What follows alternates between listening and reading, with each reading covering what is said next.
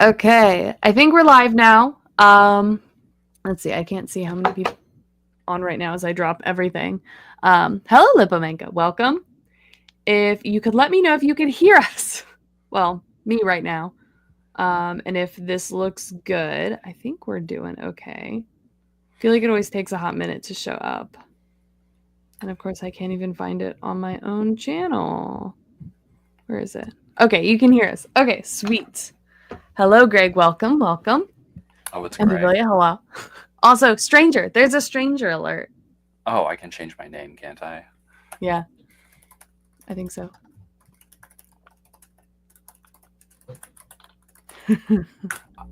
Oh, there's a 50 character limit. I can't do the world builder formerly known as Ross. This is the world builder, formerly known as Ross. I'm not as strange as you think I am. I don't know. Yeah. Or maybe stranger. Or maybe stranger. Yeah. Not as foreign. Nemo. Oh, yeah. So we're doing more spell. I keep wanting to say spell langing, which is sort of what we're doing, I guess.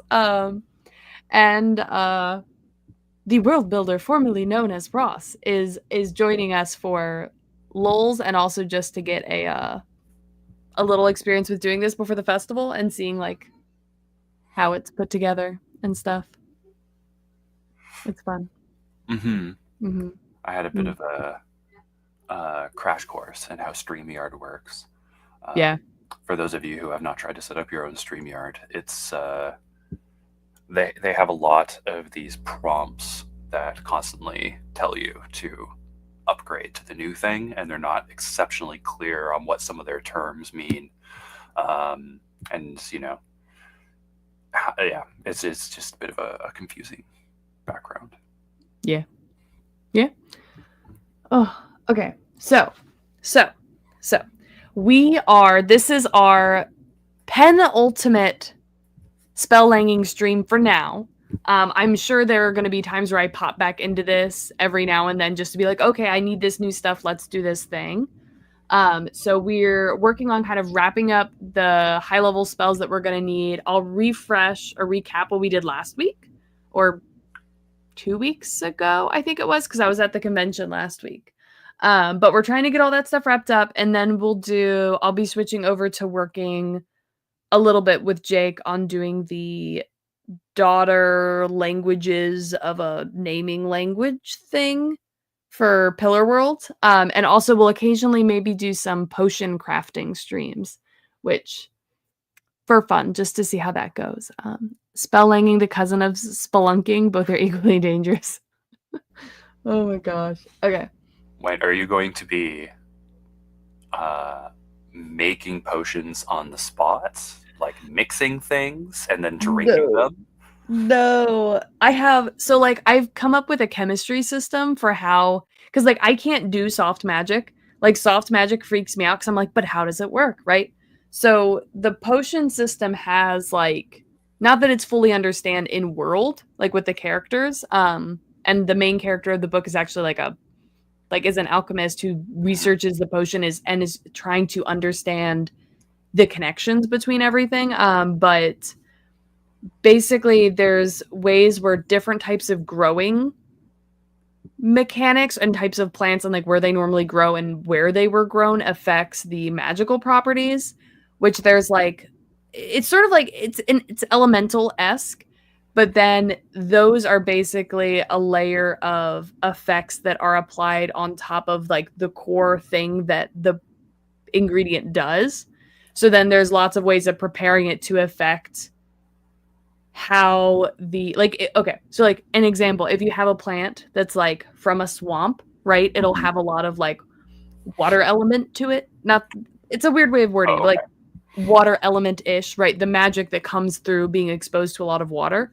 But then if you then take that ingredient and dry it in part of the preparation, you can reduce the amount of that in it. And then also depending on certain characteristics of the plant, and in some cases the part of the plant, that'll affect the actual like root thing that the magical side of the plant does. So then like these spell like recipes involve like, okay, you start with these ingredients, you do these things, do it, and this is what it does at the end. But like having to craft all that and figure out like, okay, like which elements do I need, which plants would have been accessible that would have had these types of uh impacts. Like there's a lot of like botanical research that goes in there, and like, okay, well they do have a greenhouse that allows them to grow this sort of thing, and maybe like there's this climate nearby where maybe like an exploratory botanist went there and got these plants and brought them back, so they might have access to it from that, and like that sort of vibe. Okay. And if you pick it at nighttime or daytime, does that change anything? No. No. Oh. Yeah. At least not right now with the system, which like I haven't made too many of the spells like specifically that will be used in the book. Like I've done some like general ones just thinking about it, like basically like their version of like a coffee potion that like the main character sells to a lot of the like witches of the academy who are like, we want to stay up for 3 days late. It's 3 days straight to study for exams, so give me a potion that lets me do that. I've done like some potions like that would be like when she ran the potion shop that she'd be likely to sell to people. So I've done some of those, but so like a full chemistry system that we'll have to work through. But that's the vibe. It's a vibe. Fun. Okay. So on to the spell Langing. So the ritual we came up with last time is here, and this is the initial big ritual to actually like originally seal the door that is the whole point of the heist, that they then have to get into that door. So we came up with this. We glossed it out, which was all of this fun shenanigans. And then we broke it up into how we could translate it. So there's a few things in here that we need as like spells that they will need to find from other places that will then allow them to understand what this ritual is doing. Because they can't reverse it until they understand what it's actually doing. Being able to just figure out what all the pieces say and how to read it isn't really enough. Because they're not trying to replicate it, they're trying to undo it. So we'll go through that and find those that we need to do. And then I feel like, did we have a section? No, we haven't looked too much. I thought we did look at undoing it.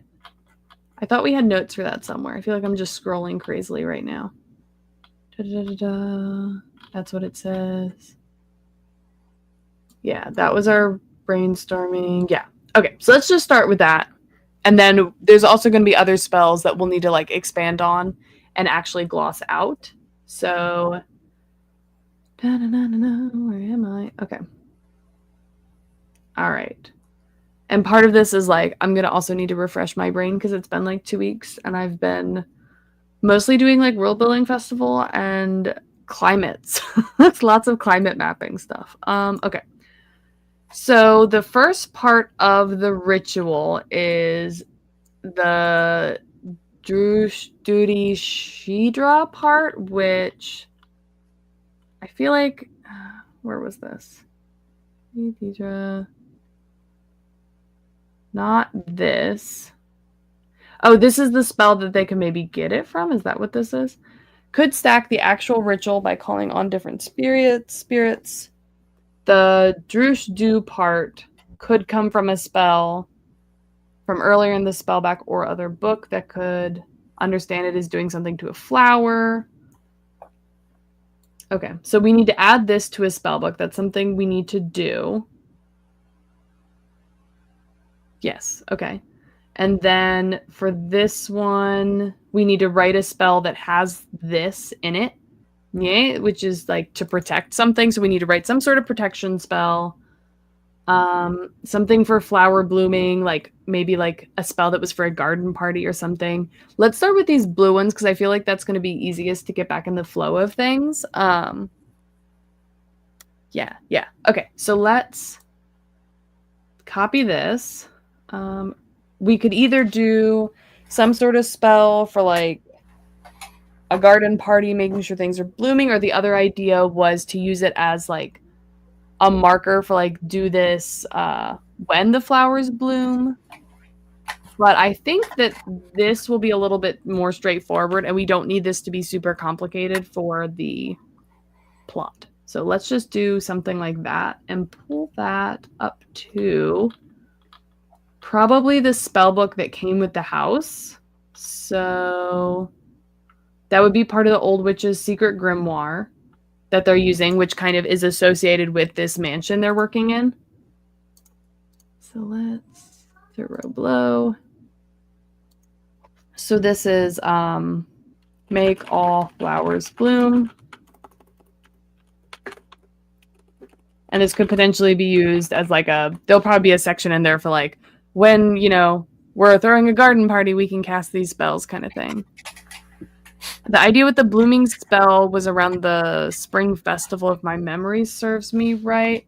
Yeah, it won't necessarily matter why they would want to use it for the actual spell itself. But yeah, because it'll just be a spell that's like, make all the flowers bloom, which will be fine. So we know that Vaush means, I think, just flower bloom. I think that's flower bloom. Do is cause. So cause flowers blooming this, right, is sort of where it's used, which I feel like that's similar to what we'd want here. Like create flowers blooming. And then we just need something to make it be like the whole area or something. So, which is cause.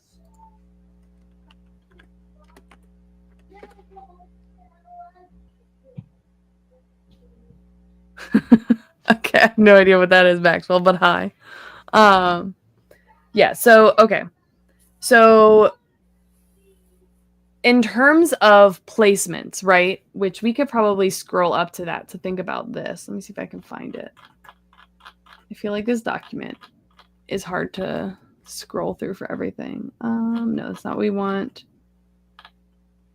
We want...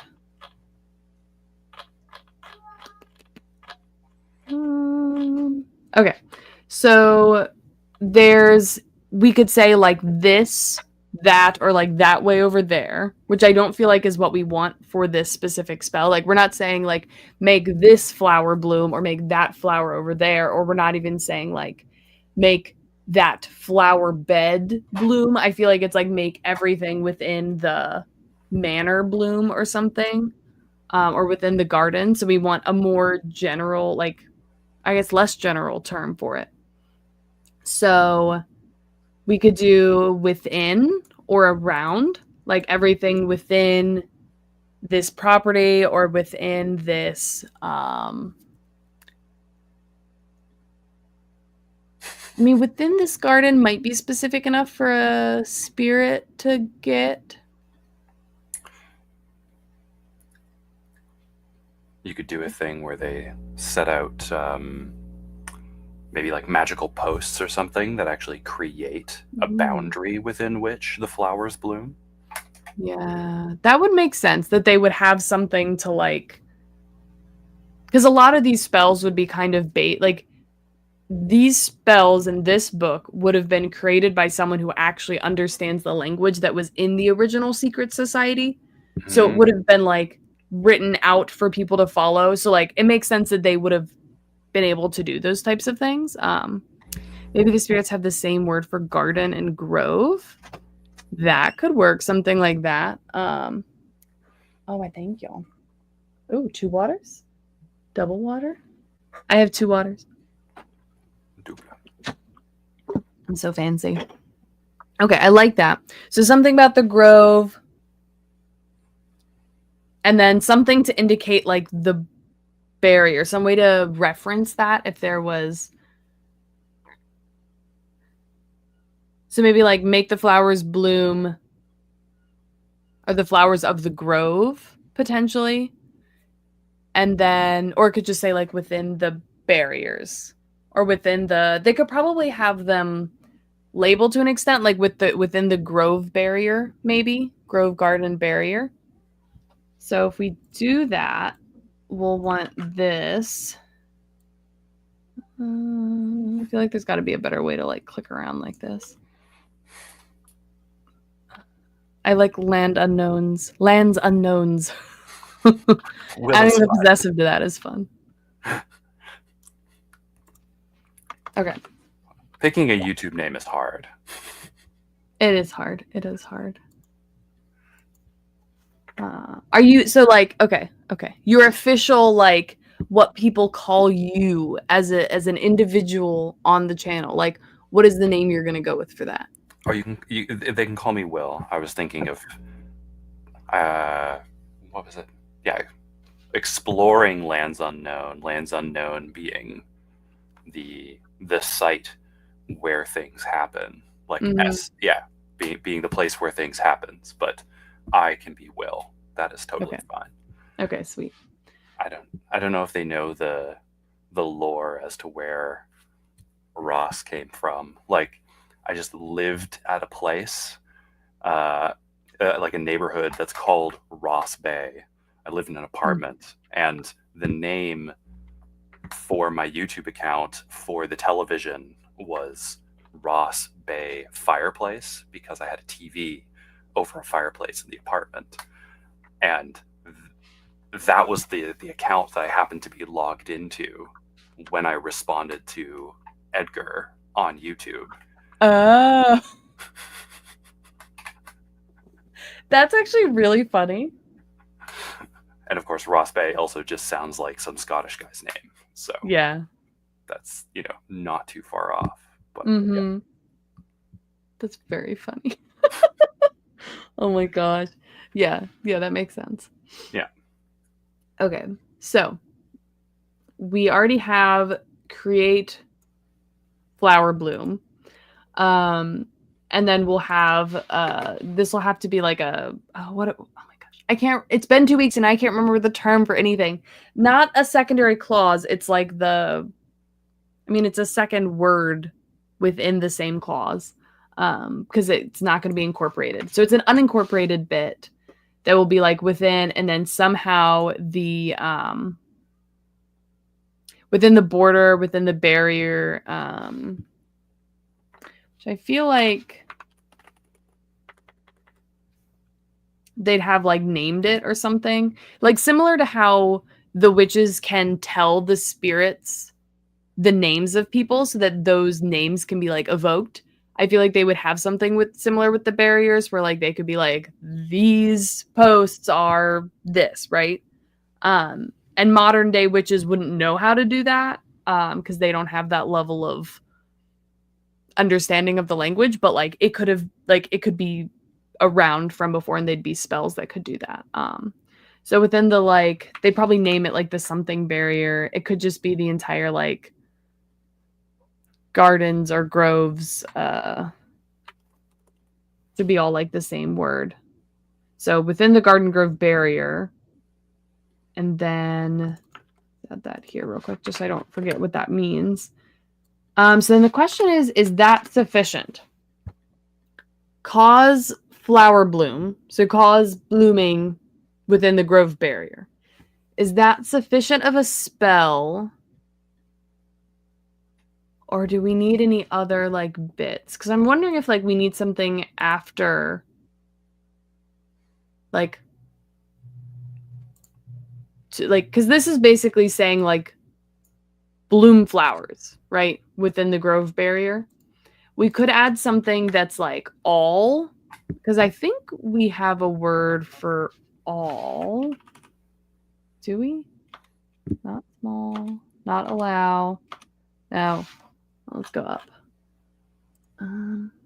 Yeah, so we do have all. So we could try to add a distributive determiner to say all. So all plants. So we could do something like this at the end where flower bloom all the plants within the garden grove. That could probably be more specific because these spells would need to be more specific due to how they're used, right? Because these are going to be like academy. Well, they would be like secret society witches, but like they're the ones that aren't super nice to the spirits. So they have to be more forceful. Endless scrolling. Okay. All right. So we could say all the plants, which I mean, we can literally just copy this here conveniently. Cause flower blooming of all the plants. And like flower blooming is just, they would have a specific term that just means the blooming of flowers, right? Whereas in English, we need more words to say that, but like bloom all the plants, sort of. All the plants, which would be this. So this spell would be Bosh do, and then that, Shosinu, and then lol, and then we need a word for grove or barrier, or a word for grove and a word for barrier. And then what's the locative? That'll be F. Let's see.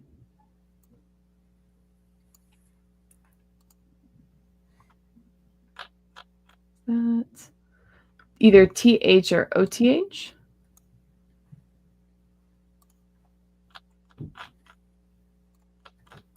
I'm back up where we were. TH or OTH. Oh my gosh. This part's getting too long. Okay, here we go. TH or OTH. And we don't know what barrier is going to end with yet. Let's see. Orson says, I was more curious how you make a language without spelling. I mean, we're spelling things. That's a thing. Okay, so let's get rid of that. And we need words for this, which I don't think we moved all of the other words we came up with last time. Yeah, we just have everything here right now that we've been coming up with. So let's see. I don't know if we have anything that would be a good basis yet for a grove. Because I don't think, like, I feel like they would have a specific word for that that wouldn't necessarily come from something else. I mean, we could bring in the word for life. Like it could just be a place of life, maybe, and that could be where a grove comes from. That could be interesting. Which could be place of life, place. Place starts with an F, so that would go right here. Insert row below. So it would be like all boy, alfoy, something like that, which would be place of life, such as a garden or grove.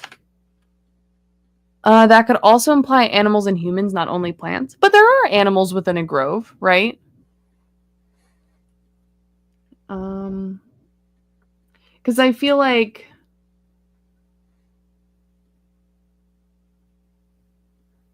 I'm trying to think it'd be worth adding something to specify it, like a place of like plant life. I mean, you could do, but like I feel like it doesn't necessarily need to be constricted to just plants, because like again, there's potentially a lot of things that would like live in a grove. Although I suppose you could use like place of life to refer to like a city if you were thinking of people or something.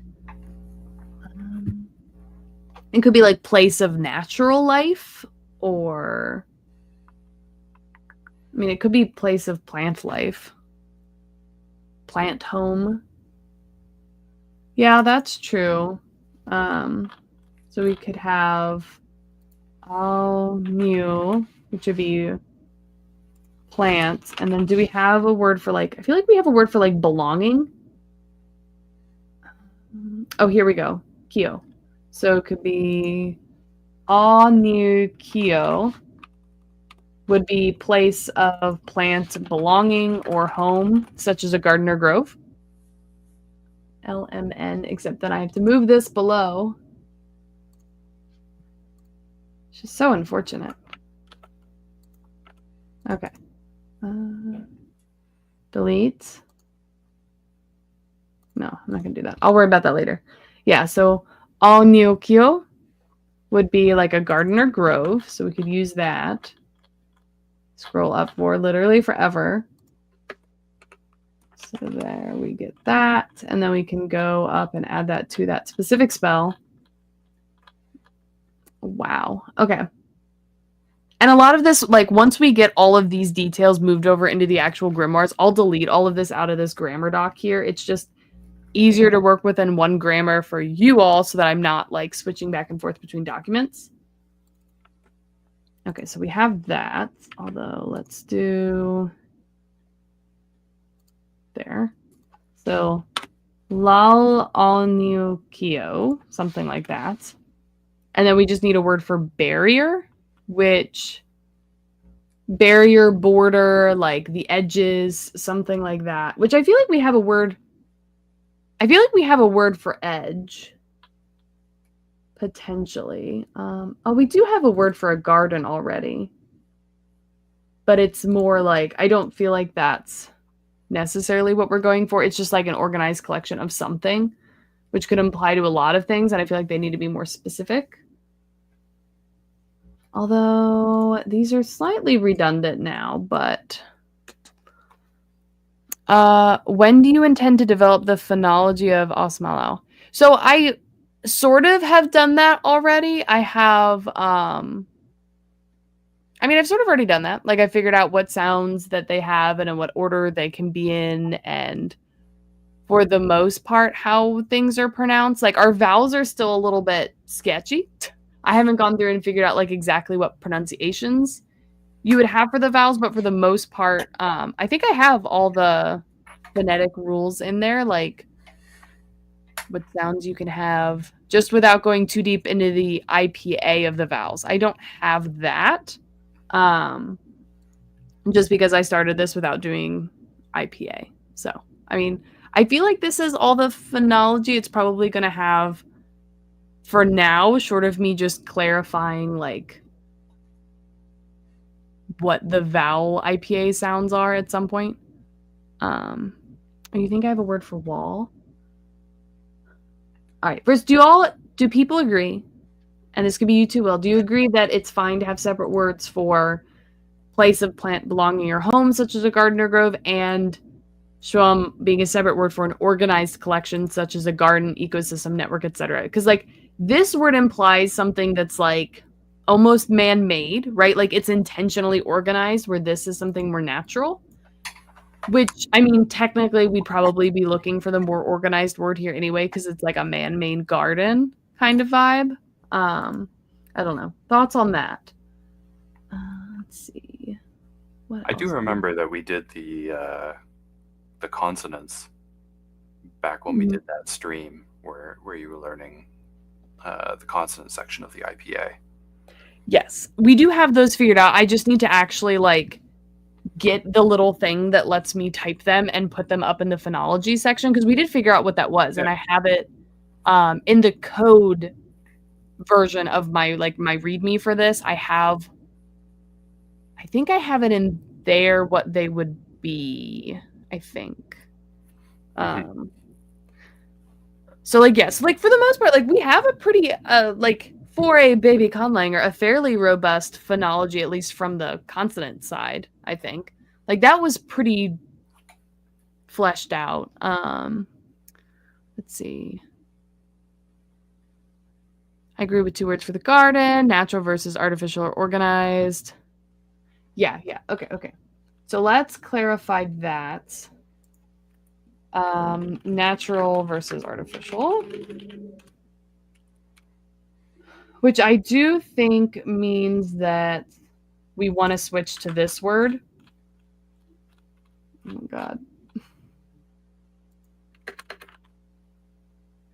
I mean, this would be the word for grove, but I think in this case we'd want to use the word slum instead of that word for it.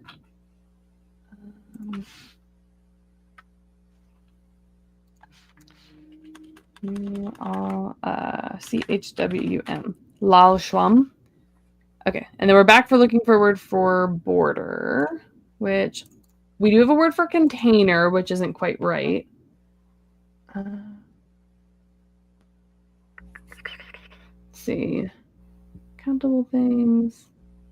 You know something that we could do during the stream, since you are here, Will? You can help me figure out how to get my little characters into our little phonology thing at the front. That could be a vibe. Sure. Mm-hmm.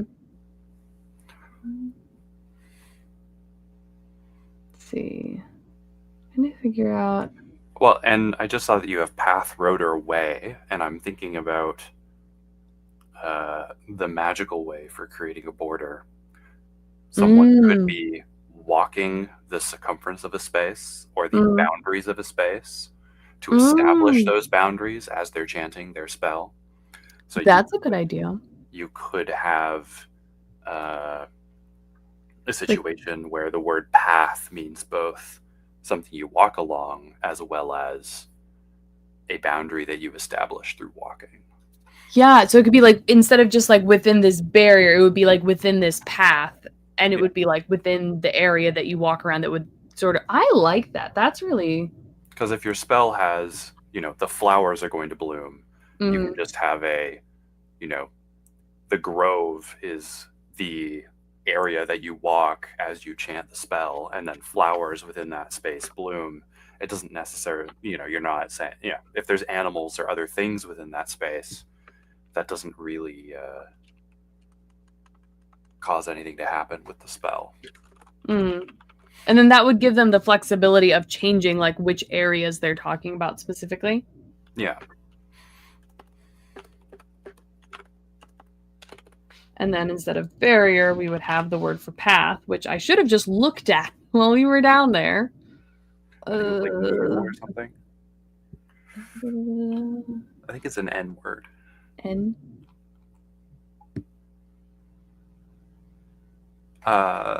Meows. Meows. There you go. Meows. Meows. Okay. Okay. Da, da, da, da, da, da, da, da, da, da. Oh. Okay. Meows. Lalchum meows. Meowth. You'd probably add the O here. Sloth. Yeah. So then that would be for making all the flowers bloom within the path that you walk. Epic. Okay, do we want to do the other blue spell, or do we want to go to adding the IPA phonology stuff now? What's it going to be? You decide, Will. It's all on you. We can do IPA. That sounds good. Okay, let's do that. Scroll all the way up to the tip top. What do I have there? I'm just like, okay. So I need to pull up. I think I have it up separately. Ooh.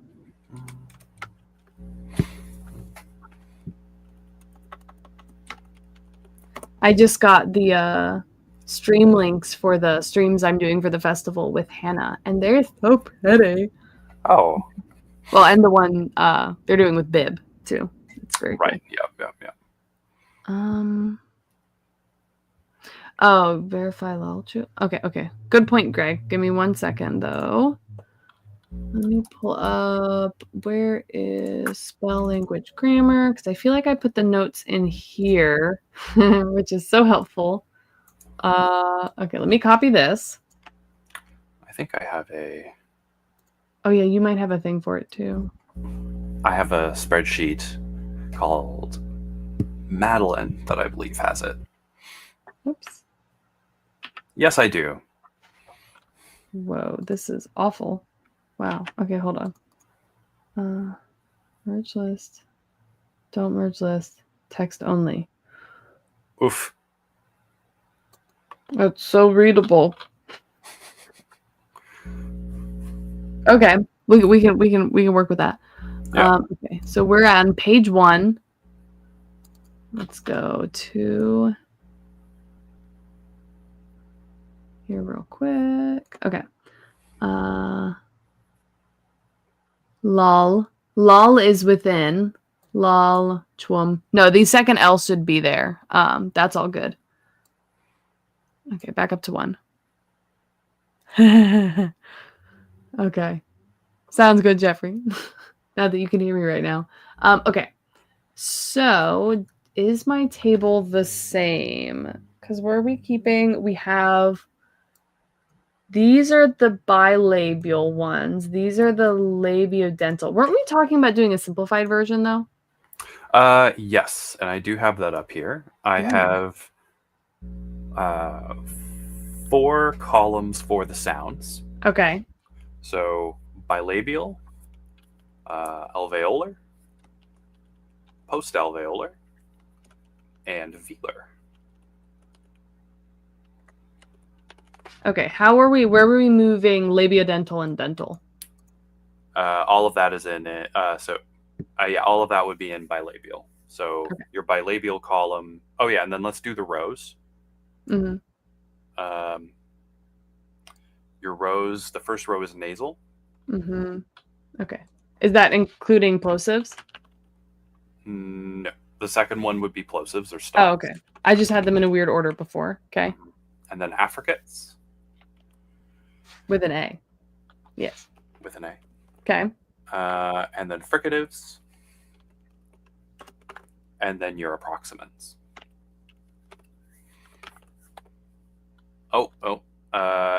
M-A-N-T. N-T. Okay, there we go. And then for your nasals under bilabial, you have M.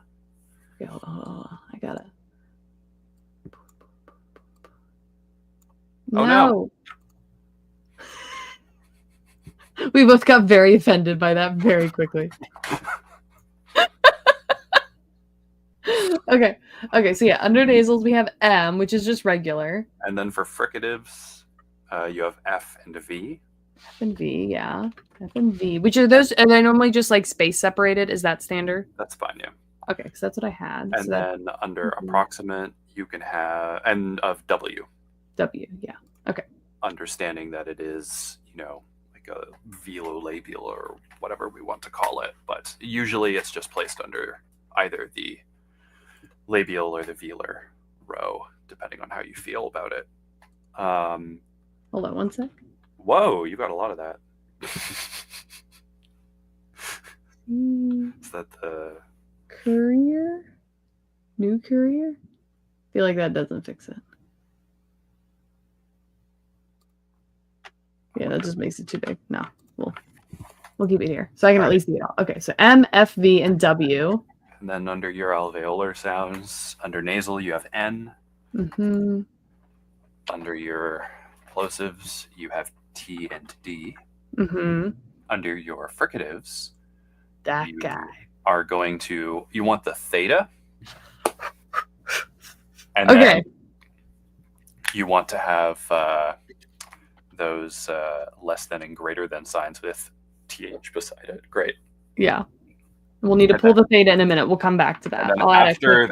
After the TH, you want to have another space and then put S. Oh, yeah. Okay. S. Yeah. And then, you put them in the affricate spot. You want them in the fricative spot. Yeah, there we go. Okay. And then for your approximants, you can have R and then space and then L. R. And this is the weird R, the upside down R? You can use the upside down R, or you can use the normal R. I know in like a lot of, Americanist IPA for English especially, they just use the normal R for the R sound because most varieties of English don't use a single R. The upside down R is used for the bunched R, which is normally more velarized and then also has rounding usually. Okay. But it does not matter. People will know what you mean. But you do want that Y within the square brackets, and you want to have yes. Y inside the less than greater than sign, and then you want a J before that. In is that Afrikaans though? No, Or is no, that no. okay? The J is the y. Oh, that's the actual kid. Yeah, Yeah, okay. that's the actual thing. And then Okay. above that, you would want the fancy character for sh, and then We'll get yeah, that. that. And then Okay. yes, your post-alveolar affricates are the ch and j, which you are writing as ch and then j. And J. So there's two J's? Or When you write j, yeah. yeah, okay. When you're using j in your romanization, you're referring to the j sound. Okay. When Okay. you use y, you're referring to the y sound. Mm-hmm. And then for velar, you just have k. Yeah. And that would be For plosive. Yeah. Is that everything? Did we get M, That is F, everything. V, W, T, D, N, R, L, Y, Ch, Sh, K? Yeah, I think that's everything. Okay. Yeah. So let me delete this. Okay. And then, depending on how you feel, you can have the W either in the bilabial section or in the velar section, but that choice would depend on your language and your speakers, and if there are and we did this when we were talking about your affricates, right? So affricates can be at the beginning of a word, and your plosives cannot. So that is why you would separate the categories, and that's also why you would group them. So, for example, if bilabial sounds can be at the beginning of a word and velar sounds cannot, then it would be better to put the W with the velar sounds. Right. Yeah, we just have TDK, and I don't think we differentiate anything else within there. Yeah, so I mean, it doesn't really matter. I mean, it would, if your speakers tend to group it just because of the movement of the lips, then it would be better to be in the bilabial space. But if they think of it more as something that you do with the back of your tongue, then it would be more in the velar space. Yeah. It's just all right. How, yeah. Okay, so then I need to get the fancy characters, which I feel like I asked how to do this before, and I've already forgotten. What do you use a Mac or do you use a PC? PC. Okay, so I'm not sure where to find the character selector. I mean, there should be a character library on your computer that you can select these from. Okay. Otherwise, you can just go to Wikipedia and you can just grab all of them.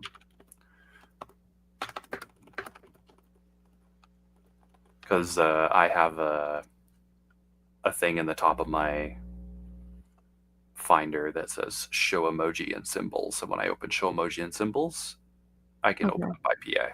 Okay. There should be a character selector.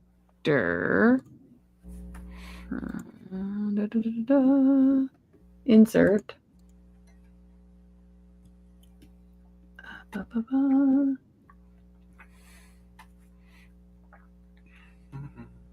Let's see. Symbol. Here we go. Okay, so insert symbol. More symbols. The TH is that a theta? No, that's an ohm. What does a theta look like? That's a...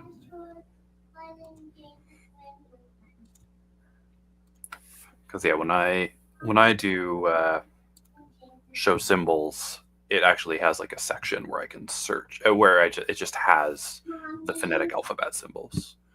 Okay. So it's very easy for me to just pick those. I can drop them in the chat that we have. Okay. I don't think you can see what I'm... Oh, this is unfortunate. You can't see the extra window I'm in right now where I'm scrolling through it all. Oh, okay. So subset letter-like symbols. There's...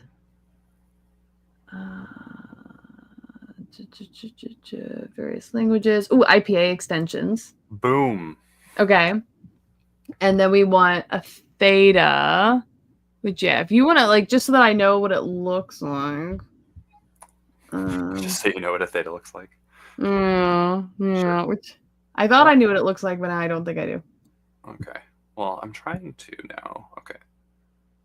I feel like this guy, that's the sh sound, right?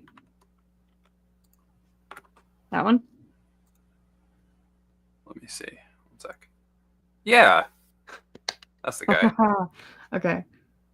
And then is...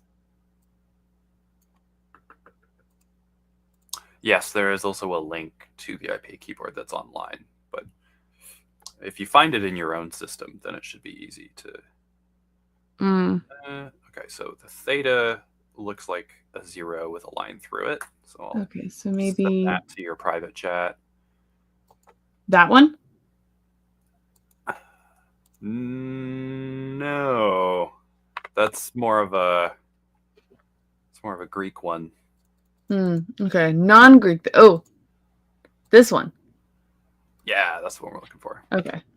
The TH. Okay. I'm gonna be so fancy. I'm gonna need to send a screenshot of this over to Jesse and just be like, check me out. Okay.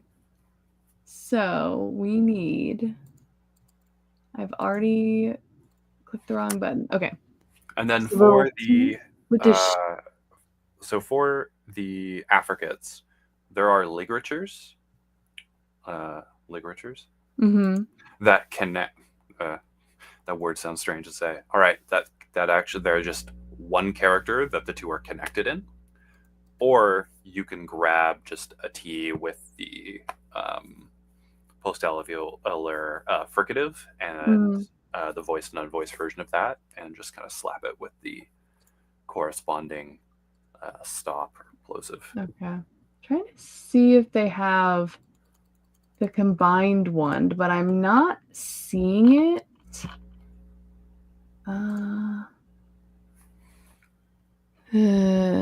T in the, so it'd be just a T. Oh, come on. T and then You just grab your... that guy? Yeah. But like squishy. Yeah, sometimes they squish together. Okay. It should be it should be in your computer somewhere, but what's it called again? The post-alveolar affricate. I'll see what it says on mine, because it should be organized through Unicode, so they should have similar names. Yeah, because I should, like, if you tell me what the character code of it is, I should be able to just type that in. Oh, okay, yeah. The character code for the voiced version is 02A4. 02A4. Or not. Gives you an asterisk. 0. Oh no, it didn't. 4. Is it not? Nope, doesn't like it. All right, well, how about trying 0292? 292. You get that? Hey, there you go. So now you just put that with a D. Okay. I guess your word processor doesn't like.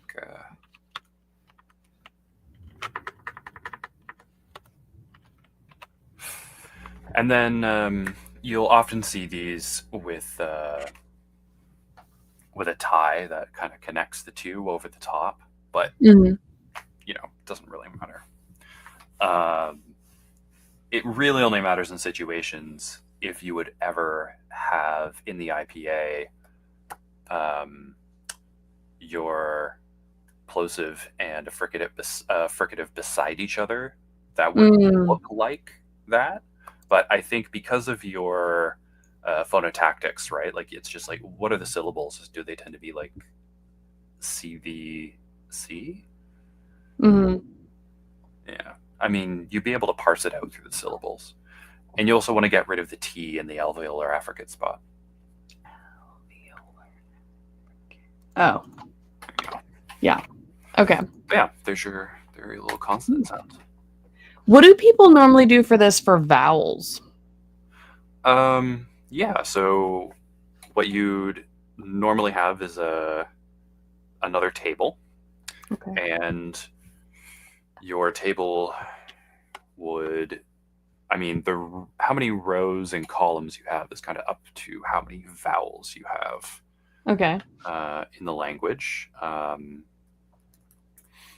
But your columns would essentially go from open at the bottom to close at the top, and then you would have uh, your columns being front on the left and back on the right, Mm-mm. and then you may have a central column. I'm not sure if you'd have a central column um, Right. because you don't have schwas. Mm-hmm. I mean, at the base of it, you just have. Can you say your vowels?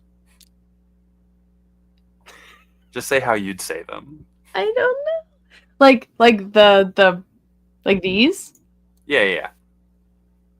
I mean, oh God, I don't even know. I mean, like A is like ah, Okay. ah, Yeah.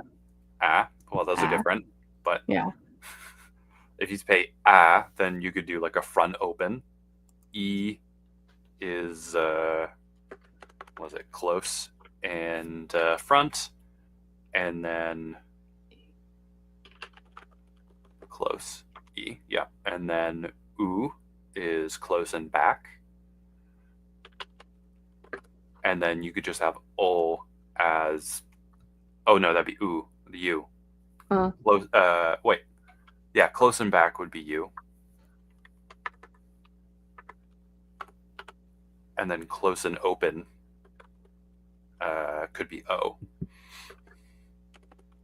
So you could just have a table with four spots in it, four mm, cells essentially, and okay.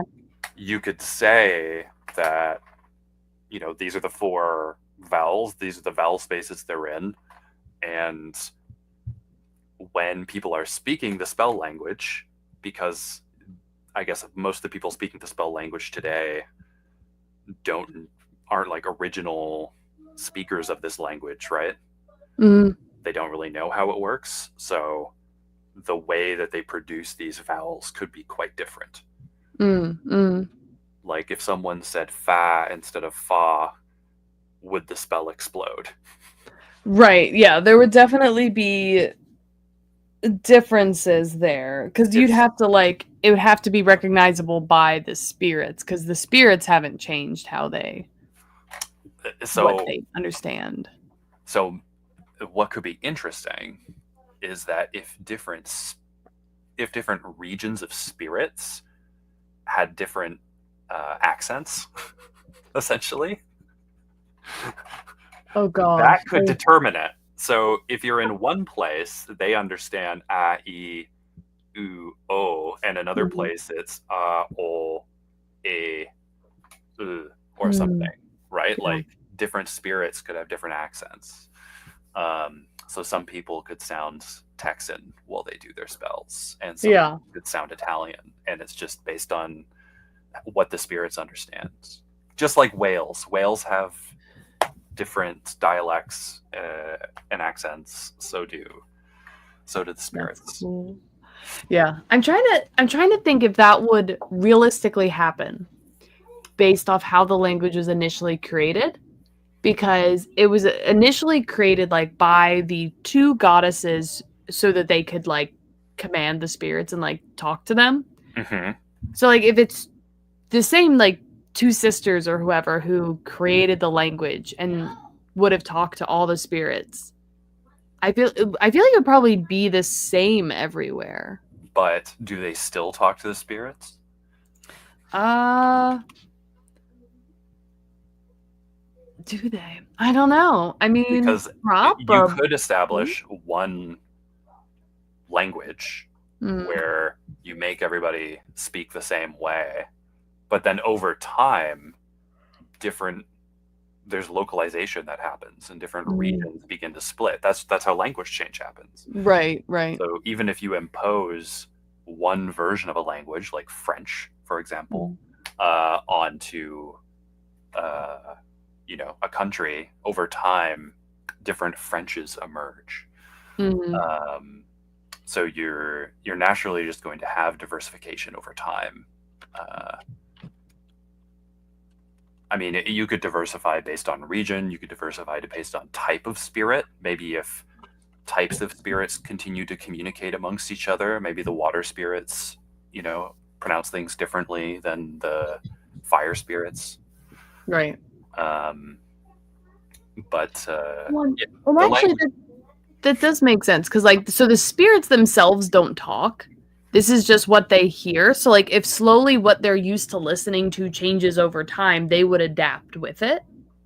Yeah, so if the people over time in a region are pronouncing things differently, the spirits over time would, you know, interpret, like they would change their frame of reference. And this is Mm-hmm. happening over the course of like centuries, Yeah. millennia, Mm. aeons, right? So the actual change would be quite slow. I mean, I've noticed over time, even people in my life start fronting certain things more. Mm. I still say Canada, but there are a lot of people who say Canada, right? Like there's like can't instead of cat. Like, but that has Mm. happened, you know, over like for me, like some people I've noticed over the last 7 years. So like there are these slight changes even over the course of somebody's lifetime that happen. So the spirits would notice these changes that are happening among people. And of Mm. course, and if we think of something like Latin, where in the medieval world there were a bunch of different Latins that were spoken in different regions, and so people in France would speak, or what is now France, would speak a medieval Latin that was quite distinct from how they would speak it in Ireland or in Mm. what is now Italy. Um, So yeah, even if you have one source language and it's used for ceremonial reasons, it's going to be inflected by, the other languages that people are speaking. Right. Yeah. And Greg makes a good point that, like, if the spirits didn't hear anything for a while, then the pronunciation could change and then not be understandable, which you'd see here where the original, like, secret society that knew how to talk to them and knew the language disappeared. And then they've only recently uncovered, like, how to translate some of this stuff. Mhm. So the pronunciations wouldn't necessarily match modern day. They'd be having Yeah, to learn essentially what they would have been from a few hundred years ago and use that because that's what the spirits would still yeah. remember. So they'd have to like reverse engineer Mm-hmm. uh, how the people spoke to the spirits. What is it, like a century ago, a few centuries ago? Yeah. Yeah, which isn't, you know, centuries isn't that different. But again, if they don't have no reference for what those vowels are, they just have to try it out and see if the spirits respond. Yeah. Uh, and then you have to have characters saying, no, no, no, no, no, you're saying Leviosa, not Leviosa, or whatever. Right. Yeah. I mean, but actually. Yeah, that's so. Oh God. Yeah. Okay. Just as a frame of reference. Okay. But yeah, so that does make sense. But I mean, you don't need to like hammer in what specific vowel quality each of these are, because vowels are more of a nebulous space in the mouth, Mm-hmm. um, and we may use that sound, we may use that letter I to represent E, but in Mm-hmm. German Z is different than the I in peace, right? Like Right. they're slightly in different places. Popping Yeah. in before we go to D&D, rock on. Sup, Grigatron. Sounds like fun. Got multiple Gregs. Mm. Shoot some fireballs for me or whatever. I don't know what class you are, but you know. Okay, so question here actually. So thinking about the vowels Mm-hmm. and the romanization of it, right? So like I know so like okay, so let's start here. So the name of the language, right, is Osmao Lao. Osmao Lao. Are there any other like vowel pronunciations within those like? That's os. That sound os mao lao. I think the letter after the M there would probably be an A. An A? Yeah, os mao lao. Os mo lao would be. Like in terms of just the spelling? Yeah. Osmolau? Os mo lao. Yeah. Osmolau. Molau. Okay. I mean, it can be os mao lao. I just think you do need some consistency with Yeah. whether it's rounded or not among your back vowels. Yeah, I feel Sorry, like whether it's rounded or not, whether it's front or back or rounded with your open vowels. right. We Yeah, I lost feel power like last night, and there was a blaring alarm throughout our apartment until like 2 a.m. So if I'm a little off, I didn't that's sleep okay. that much. It's you're good. I'm like, yeah. I stayed up late last night, not for unintentional reasons. I chose it. I did like karaoke with some of my friends for the first time, and we like stayed up late, and I don't normally stay up late, and it was weird. It was a thing. Okay, so I have a no E. Right, from a romanization perspective, is like fine. We just don't have the character E. Yeah. But if I was trying to, which like I don't know if like this will actually be able to like carry forward, but if I wanted to just be like, okay, those sounds aren't even in the language, I would probably need to figure out what collections of like things would make that sound and then So not have it. if you're thinking, because in English, it's a diphthong, and it's in the words like day, a, right? Mm, And then there's also the just monophthong a. So if you could say that's just not in the language because it's in a space between the front open and front close e. mm, You could just say, well, it doesn't overlap in that vowel space. okay. But you could have some situations if you have a broader vowel space where it gets raised to be that. But again, like if you have different dialects, I mean, some of them, instead of saying ka, could say k.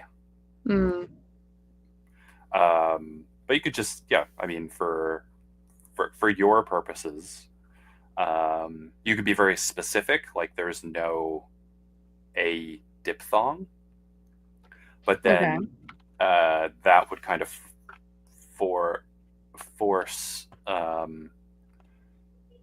if you have a front open vowel in front of and a front close vowel as a diphthong, so like an a and an I, right. would Hey. that be then you could get a e sound out of that, unless you make it like if you had mai and you got my, but depending on what the a sound is, you make it may, and then that gets close to day, so you could end up with that sound as a diphthong. So it's kind of hard to make like a like I won't have these combinations of sounds because English speakers would pronounce those with an E sound. Well, that's like if an English speaker sees that MAI, how many of them would think, mai, right? And how many of them would say may? And if they say may, then you have that E sound. You could say it only exists as a diphthong. Yeah. Right? Like if you just see, like, you have ma, mi, mo, mu. The only time you have this E sound is when you have that diphthong. Yeah. I suppose I could also say like the like eh for E is okay, but like the E sound maybe I say like maybe that's where I'm like really don't want it to come up. And You know also what? I don't use like the character E. So like the only way you can get the like A is Well, in like the diphthongs or something. yeah, like because there's the romanization and the choice not to use the letter E Right. as like an aesthetic choice. Right. And then there's will the diphthong that English speakers use, A, or the monophthong, A, happen in the language. Mm. And if you have English speakers reading your text and they come across the AI letter combination, those Mm. graphs, those in your romanization, I think a large portion of them will undoubtedly make that sound, Yeah. right? And if you have can you have approximants at the end of words? Like if your phonotactics is like CVC, right? Or CV. Yeah. So you could have a word that's like DAY. Yeah. So And okay. in that case, they would inevitably make that A sound. Mm. So Um, maybe I allow the A sound and I add that here, and then I just don't allow. What would be the like the E? What would that one be? E, that is the I. That's what the I is. E. So this one is like E. E. Yes. Okay, so maybe this one, although that comes up when you use the character I. Maybe I just keep this to be a aesthetic choice. Like, because your romanization can be aesthetic, Right. and it can refer to the vowel space, right? Like Mm. in um, it can refer to different parts of the vowel space. Mm. So if you have, so you have a difference between ma, mo, mu, me, Mm. or me. You can have ma, mo, mu, me, or Mm. ma, mo, mu, me, right? Mm. Um, and then, yeah, just sometimes the A sound comes up, but it would probably come up in diphthongs. Mm. And when we look at very basic sound systems with 3 or 4 or 5 vowels, E, U, and ah are pretty locked in, more or less. Right. So I don't know if you'll be able to get rid of an E sound. Yeah. Then maybe I just say that's an aesthetic choice, because Yeah, like I think that's fine. all Well, vowel letters go. it's like in what is it? Tolkien with his Elvish languages decided that he's not going to have K's, Mm. so that's why it's Celebrimbor or whatever, Mm. but it's spelled with C's. Like it's just an aesthetic thing that he decided to do. Yeah. Well, it's like I don't have the letter C either, just because Right. I think it's less, I don't know, specific for Well, yeah. English speakers. So Okay. So then I'll just look at that. and then you can also have a list of diphthongs Mm. that are allowed in the language. Yeah. That's often included in phonology. Okay. Because I have the ones that aren't allowed. That's true, but you can also create a list of the ones that are allowed. Okay. And you can include that either as a part of your vowel chart, your vowel table, or you can have a separate table. Okay. Okay. Because that would be pretty easy to just all the ones that are closing, I could just list them and then that don't have the E in it, the character. Anyway. Well, yeah, they're not going to have the letter E. So yeah. Okay, that's so I could do pretty simple to just. Where's my little? Which one was I using? This? How did I? It's not that one.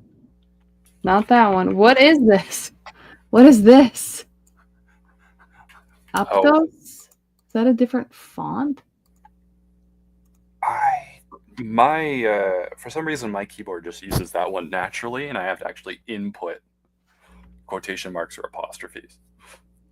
But how do I? Why did it do it before and not now? I don't know.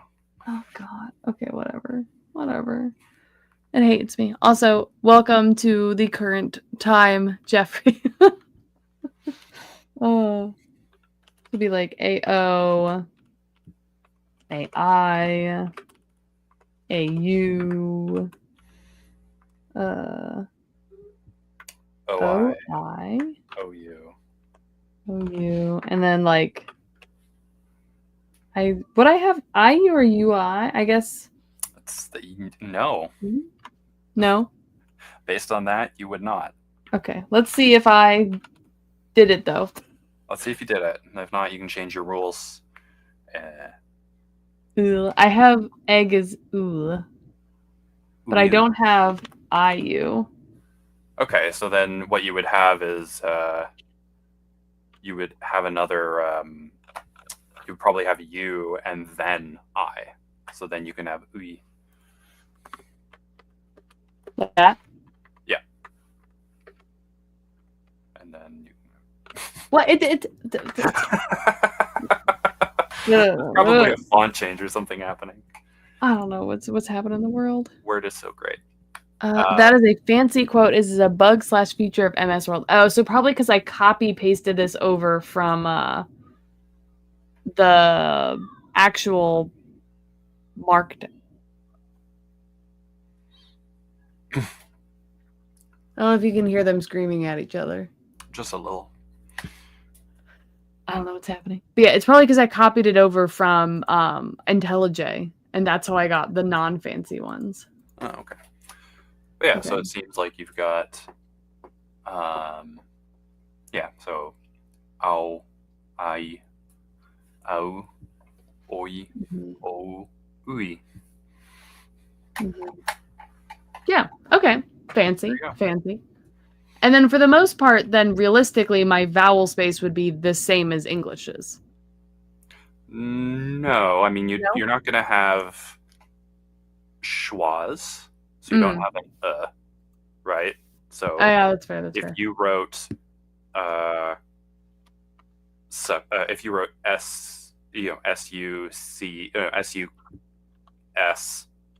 SUKID, I guess.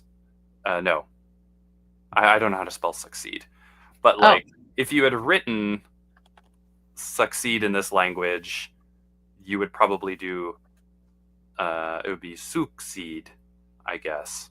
Like you wouldn't schwa. Yeah, you would have to be succeed. You wouldn't schwa the U. You wouldn't go succeed. So no, like Yeah, I think yours would be different in that you don't have any central or weak vowels. Okay. Like if you want to make it kind of like, from what I see, if you want to make it kind of like Latin, where you're saying every vowel for its, for the same time, for its proper quality. Yeah, which I mean, I think that was my goal, right? Was for it to have that sort of a vibe. That's what I remember from before. So like if you just scroll down to one of your magic words, when you spell words. First, real quick. That's the schwa, right? Yeah. I thank Greg for that one because it's the lazy one because it's upside down because it's sleeping. So I remember that one. Okay. Okay. It's lazy because it's tired. Yeah. Okay. Okay, so we're scrolling down to some of the dictionary. Sure, yeah. Oh, and you reiterated in the chat. I remembered though. You didn't even have to remind me. And I remembered. Okay. Oh God. Okay. If we look at some of the words that you've come up with. Oh, smaulau. Yeah.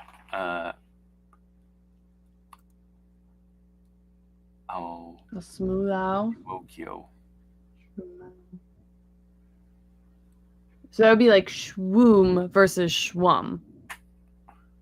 Yes. Yes, it would be shwoom. It would not be shwum. I'm going to make a note for that for myself in random places just so I remember it. Shwoom versus shwum. Shwoom. Unless you have a rule where if you have a vowel after a semi-vowel, then the vowel weakens, essentially. I mean, you could do that. Yeah, and if you go to one of the words that you made for one of the spells that you've been decoding. Like up to...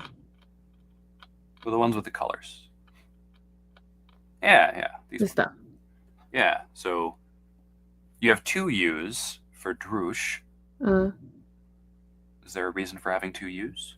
Why do we have 2 U's there? That. Trying to find it. Where did that come from? Hold on. Ritual. Oh, it's that one. Okay, so this is the teaching someone a name one. Where did we come up with that? Hold on.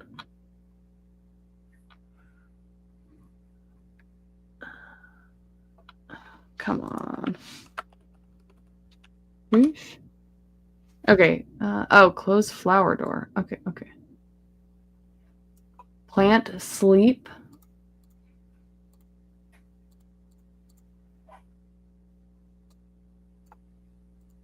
Which I guess I didn't establish that as being a thing. And you also have stone as she. Yeah, so I do have some double. And so then the question is, what does this mean? Does this mean that these are longer than the other ones? Because you have because you don't have a rule where you have long vowels. Okay. Or you could say that this is where stress is. Maybe stress appears as length. I feel like I like the idea of it being lengthening. Okay. So is there a difference between droosh and droosh in the language?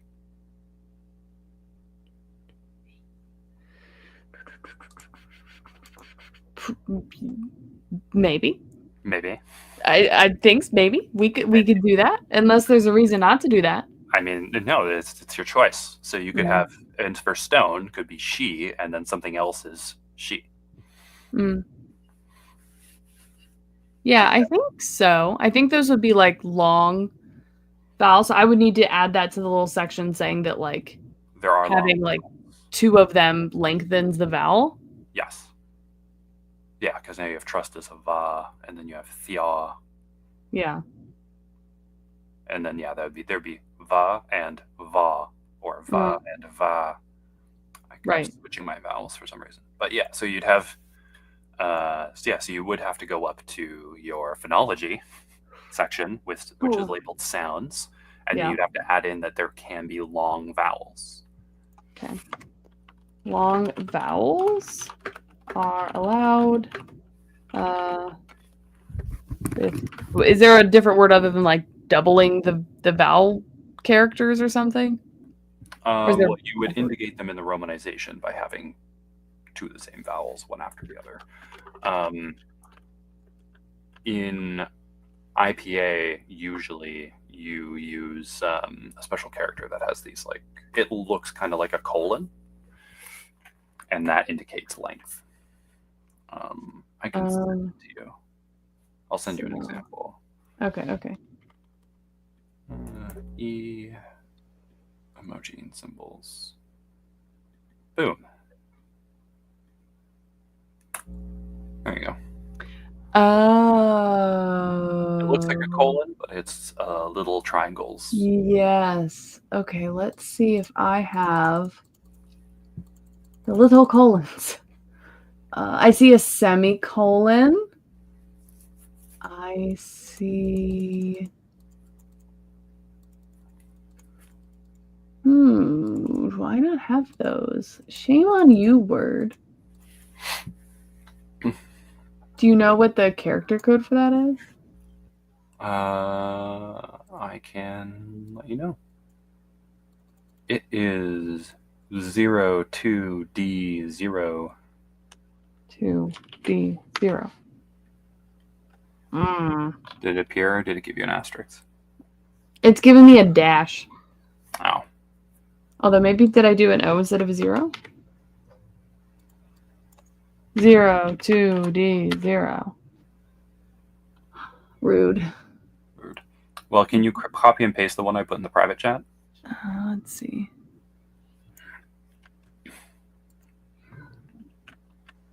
Haha.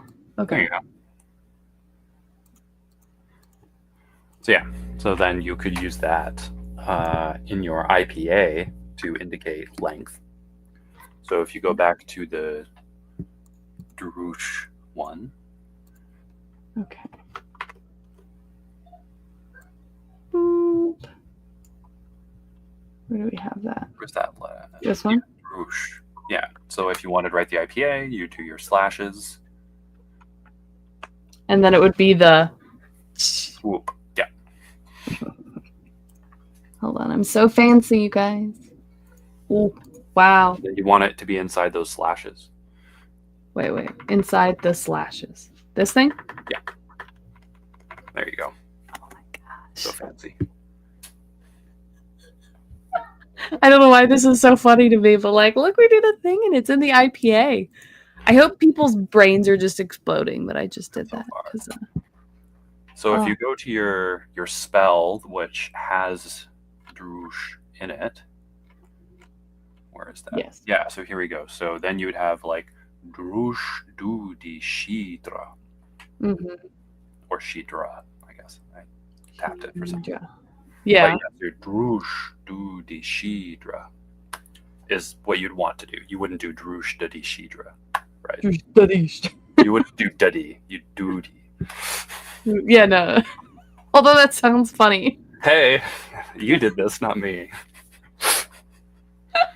A mite sha. Yeah. Yeah, a mite sha drush doody shidra. Yeah. Yeah, because I do think I have this up above that, like, because I do think I have like a little section on like pronunciation that was just me being like mostly English like, but also like each like syllable or like morpheme bit would be pronounced separately without it being messed with the other stuff. Mm-hmm. Yeah, and if we look at the Great Spirit thing up there, where you have like Adiyatshav Novatsha. Yeah. So you can have, you just lengthen it, but you're saying each vowel quality. You're maintaining which for an English speaker, if you're asking them to say it, and you had like, Adiyatshav Thaiwio, Owadishi Dryo, like an English speaker who just decided to say these things without recognizing that you have to say everything would start substituting, weaker vowel sounds, centralized vowels for what they interpret to be unstressed syllables. And if you tried to speak to a spirit, the spirit would think that you're speaking in a funny accent. Yeah. Clarifying that everyone's accent is funny. So that's a good thing to note in your phonology. Yeah, good. Yeah, no central or weak sounds. Uh,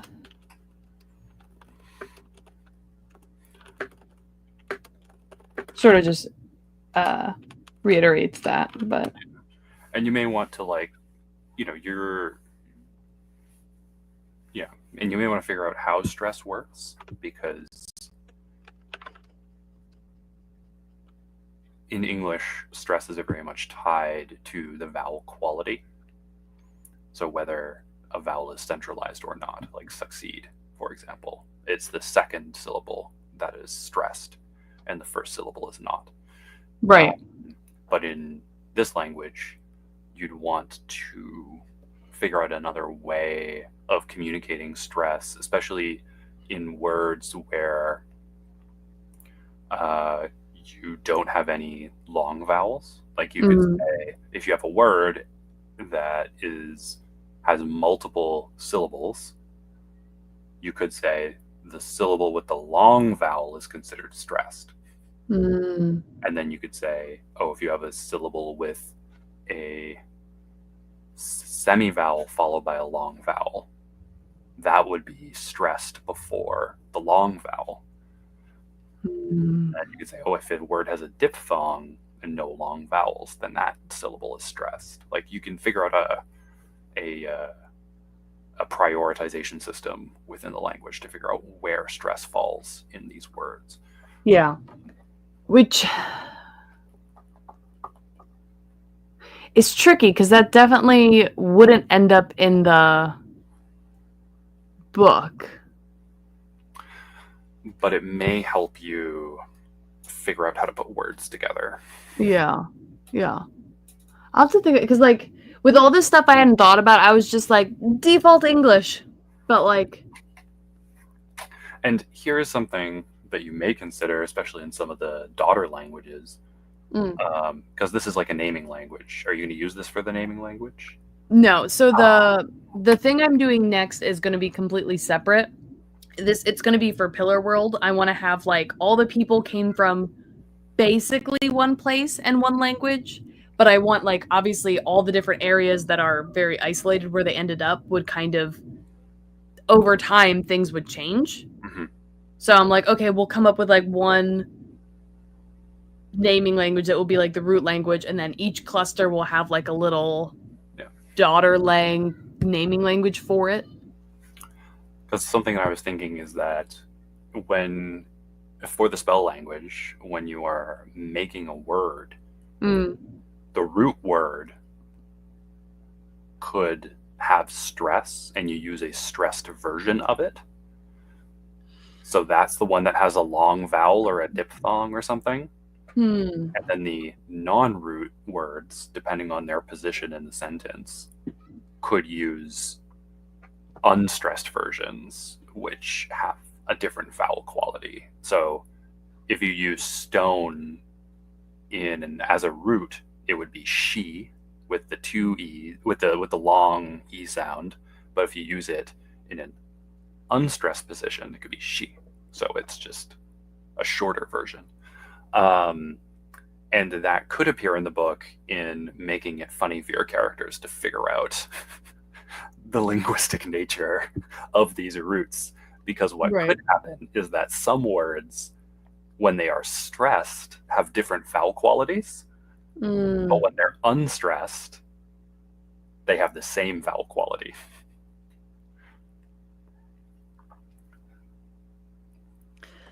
Interesting. So that could throw a complication in if you need to figure out, oh, this first syllable is she. Is it she or is it shia? Right. And, this would be evident based on context and other things to someone who knows the language. But if you're trying to trying to do like linguistic archaeology or whatever, it could be more of a problem if you need more complications for your narrative. Yeah. I'll have to think on that. Because, like, that would definitely be an additional level of complexity that I would need to more thoroughly wrap my head around. Like the fact that we actually have like IPA sound thingies, we're already we're peaking a little bit.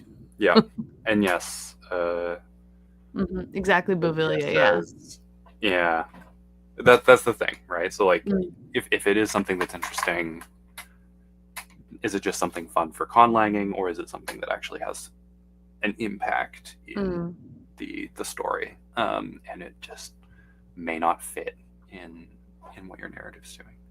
Yeah. And you may not have time for it. It may not be within the scope of the project. Yeah.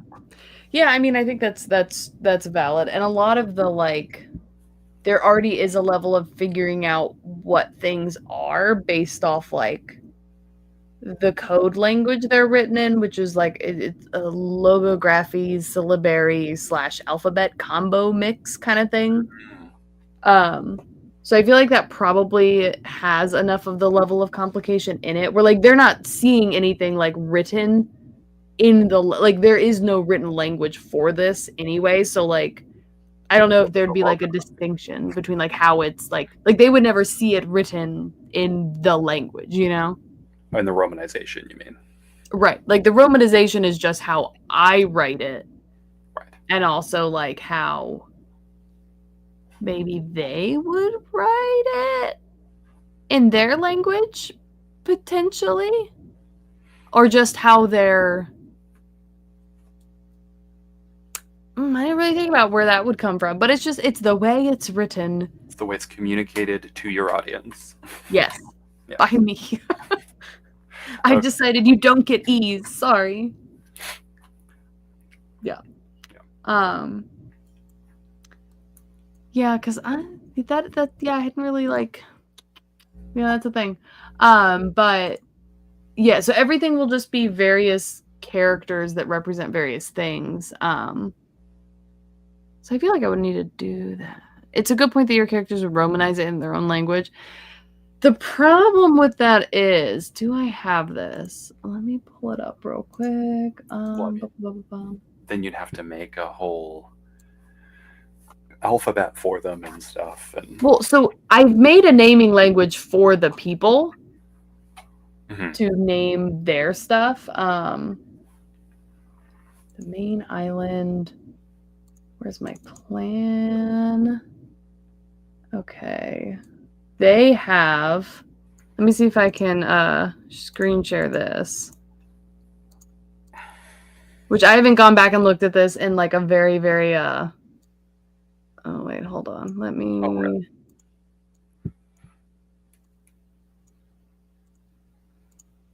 Okay. I think you all can vaguely maybe read this. But so they don't have any bilabial sounds. So I don't know why they would even have a character for that. I mean, they'd have to, like, if that's what the sound is, they'd have to have, like it might just be the standard way of romanizing it that, like, the Academy came up with or something. But, like, they don't have an F. They don't have, like, a W. Well, they have V sounds. Yeah, okay. They're V and V. I mean, yeah, but you haven't done your own alphabet for them. Well, it would just be like this is the Roman, like these are the letters I would use. This is the romanization, yeah. So yeah, this is the romanization. Yeah, so there is already like a. I think it would be very funny for these people who don't regularly produce M sounds trying to communicate with spirits. Yeah, that's actually. Yeah, I hadn't even really thought of that because they don't have that. They don't have P or B or the stuff there. Any of this, really, yeah. Well, that's fun. They don't have the th sound. But I feel like they have so I feel like that wouldn't be too crazy. Well, the dental fricative is one of the more difficult sounds for people to pick up when learning English. Well, does our language have? Yeah, they do have that. So that could be a struggle to pronounce. I didn't even think about this stuff. Oh my gosh. They don't have any bilabials. Wow.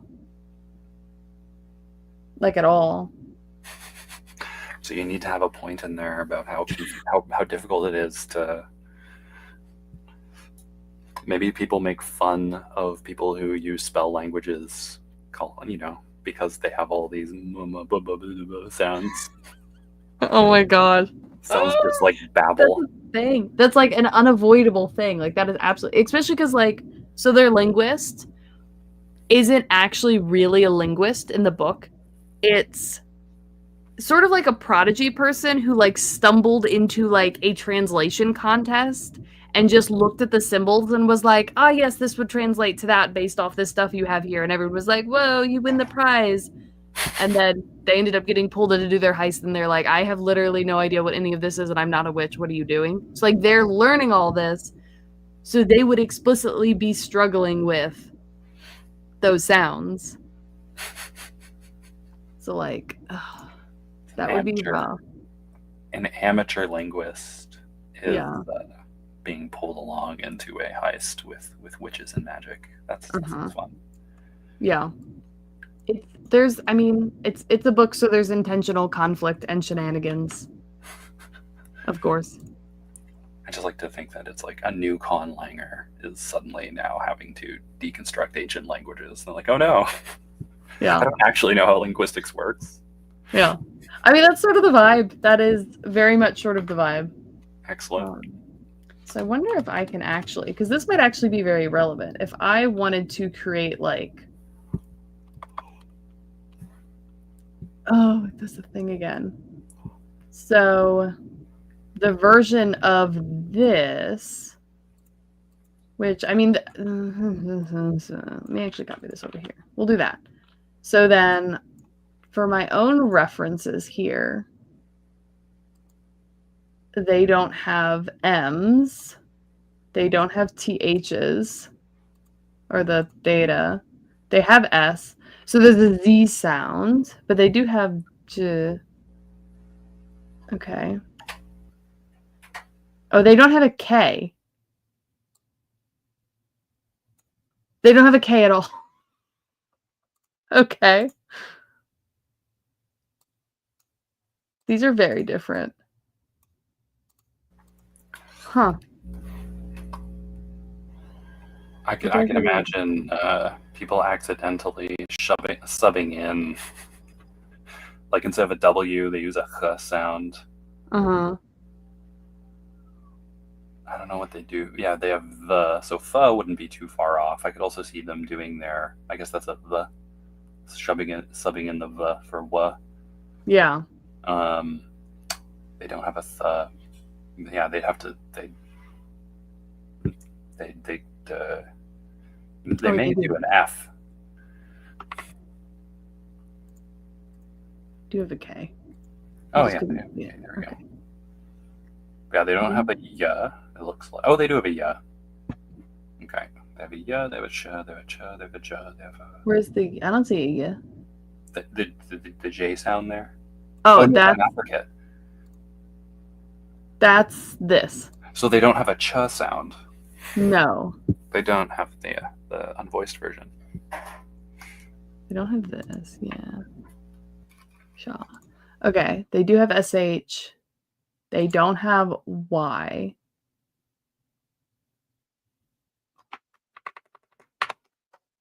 This has got to be really rough for them to pronounce. Like,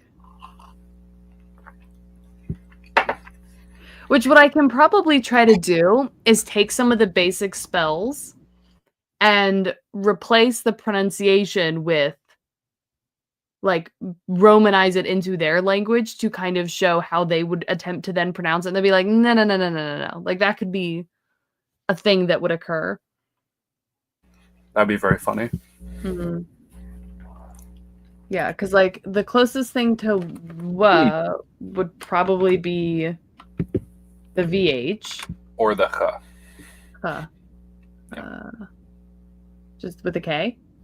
X. Ah, yeah. Or an H, really. I mean, a lot of those. They could sub a lot of those out. Same thing with the. They have a V. But for the F, Mm.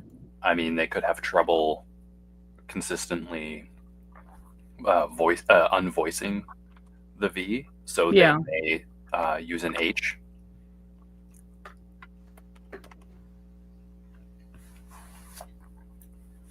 Yeah.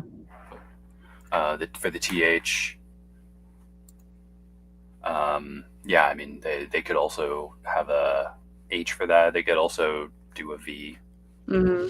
because a lot of people use TH often becomes a F, Mm. so it's not out there. They may also use their Z sound, their alveolar affricate.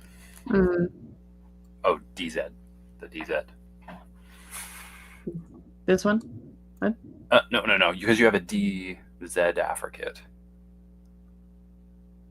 If you look up to your, no, in the one above in Courier, you have a DZ. Oh, this one? Yeah. Oh, this guy. Yeah. Okay. Okay. Yeah, because it's closer to the position of the mouth. Yeah. And then the other thing you want to think of is the phonotactics. Mm. So if you have a word like droosh, DR, that consonant combination may not be something that's allowed Oh, yeah. in their language. So you want to know what the so you'd want to know what the phonotactics are, so you can also find where these combinations would happen. Yeah. And so the thing is, they have the ng, they have the velar nasal. Mm. There may be certain situations that the velar nasal always shows up in their language, and then they start substituting ng where an n should be in the spell language. Mm-hmm. So the phonotactics is an interesting one that would shape that. I mean, you don't have to do that much work on the phonotactics, but and then diphthongs, of course. This language may allow different diphthongs. Yeah, I do have the list of allowed vowel clusters for this one, which is that list. So it does look like there are some long vowels they aren't used to. Mm. I'm not sure necessarily what some of those are, but there are a few there that don't match your your vowel, your diphthong combinations. Yeah. Yeah. That's so interesting. Yeah, because I have the doubles. Yeah. Yeah, that's really interesting. Oh, Greg had a question. How do they know that they don't know how to pronounce the ancient language? So this is part of one of the many reasons why once the secret society disappeared and just left behind all these like grimoires, that it took them so long for anyone to figure out how to use any of these spells. And then I think my plan was to have, like, in the history, there was like someone found a grimoire that had some of the translations in it, like into like describing the pronunciations and stuff as like something they were giving to like their like apprentice or something, and they were able to use that to kind of try and figure out how to pronounce some of the things, and eventually figured it out. And it's like part of why it's this very slow process for them to try and figure out how these things are pronounced and pull these things over, and it's like it's very limited. But that was the text that kind of gave them the impetus to figure it out. And then it's been a lot of like trial and error, and maybe there was someone from another place that had some of those sounds that was like studying at the academy that helped them figure out like how like that description of sound would have been actually done or something. But a lot of trial and error would have been the vibe there for it. But yeah, that is fun. I do like the idea that was brought up in the comments a while ago that maybe the spirits could forget spells, or maybe they could forget words. No one's spoken them in a while. They just kind of forget. And so you could have them find a word that does a helpful thing and they need to teach the meaning to a spirit. Oh That sounds like god. a sequel. Yeah. Sounds like a sequel problem. Yeah, because I feel like they would need to be a lot more they would need to actually be somewhat fluent in the language to be able to do that to an extent. Unless it was just something like where because they have a spell to like teach the spirits their name. So I guess if it was like an object, like a noun, it wouldn't be that hard to be like, this is whatever or something. But I feel like this spell only works for like it's like an instance, like this exact instance of this thing is called this, or else, they'd think all people are called Bob or whatever, you know?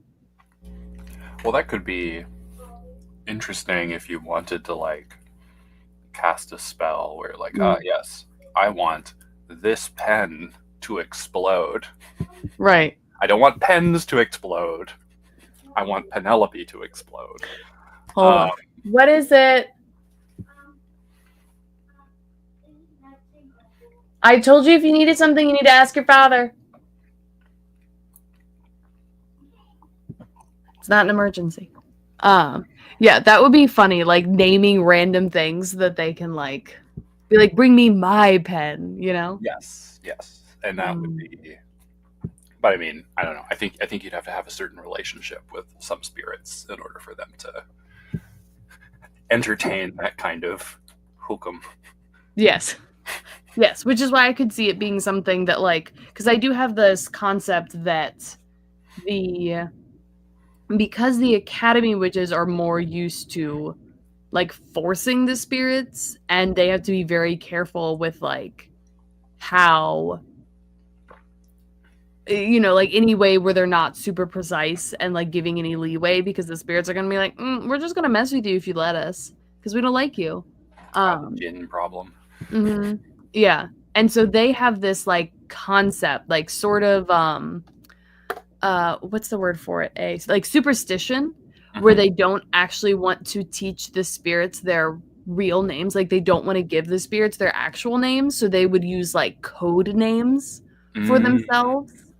Yes, yes, yes. um Well, then, Whereas like the herb witches or whatever, the ones that are like not associated with the academy and like kind of work more with the spirits would probably be like, oh yeah, this is my name and this one's everyone else's names, and you know.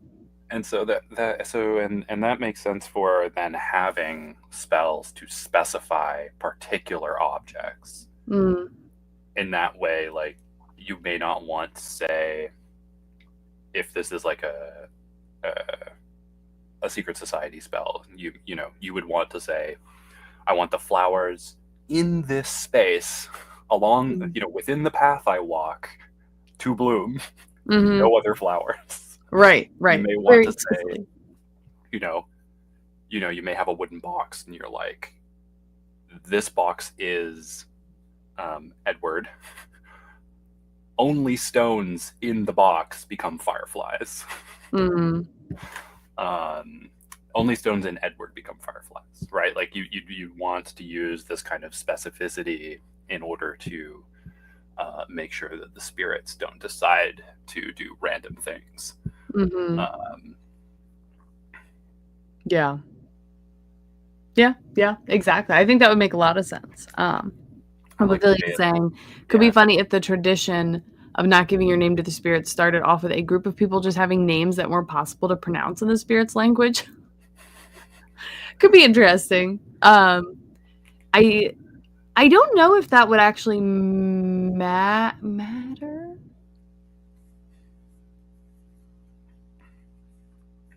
I don't know if that would actually matter because like they don't have to pronounce things, right? It's just what I guess the language that the goddesses speak that they then taught to the spirits. That's an interesting thought, though. the spirits do not recognize velar fricatives. Yeah. Like if they're just like, no. Well, you also want to make sure that your name doesn't sound or resemble something that could hypothetically cause a problem. Right. Like if it's actually a word in the language or something. Right. So you Mm. may want to just create a nonsense name Mm. or a very or like a in order to avoid bad things happening to you. Yeah. Which I could see again the academy which is doing that because Yeah. it's like they don't know, whereas the like ones that work with the witches and are more like in tune with all that, they're like, oh well, like you know what I mean, and I like you know what I mean. Yeah, I do like that because they have a good relationship, they can go a bit more on like inference and context and be a bit loosey goosey with their spells Yeah. because the spirits aren't actively trying to mess with them. Mm-hmm. Where did I make the notes on this? I feel like I had notes on how that would be used. Oh, here we go. Would not, would have covered him.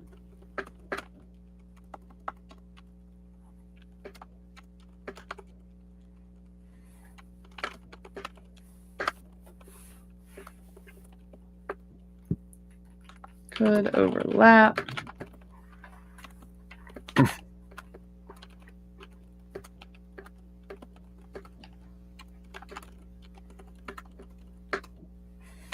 Yeah, to not like, you know. Yeah. Something like that. So if your name is Will, and I guess in that language you would have to pronounce it wheel, if wheel means something. Mm. Right. But then I guess if your name is something that doesn't actually have sounds, like something that did have sounds that aren't in the spell language, then you'd probably be safe because they wouldn't have a word that has those sounds in their language. Perhaps. But like at that point the superstition would have taken over anyway and yeah. Ooh, that's fun. Okay. I'm into that. I think that's fun. This gives me a good like intro like just intro shenanigans of where the linguist is trying to like learn like a couple super basics to start trying to work on doing the translation. And the witch is just like, oh, it's not that, it's this. Come on. Aren't you the linguist? God. Yeah, you're supposed to know this stuff. Thanks. Oh my gosh. Yeah. Yeah, but all the people that actually study it, they can't pull into the heist for story relevant reasons. They had to pick some random person off the streets that might be able to figure it out. Much like shenanigans. No, I know a guy. He's good. Yeah.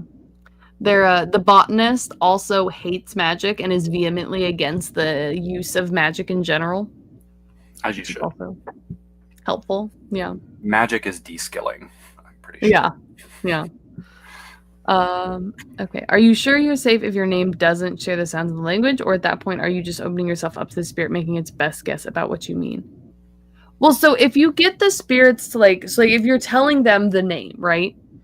And they're listening to the sounds, like they can hear that and recognize it, and then if you say that again, like they would have that connection, right? Because you're basically ordering them to associate that name with that person or asking them to associate that set of sounds with it. So like I don't necessarily think it would be like,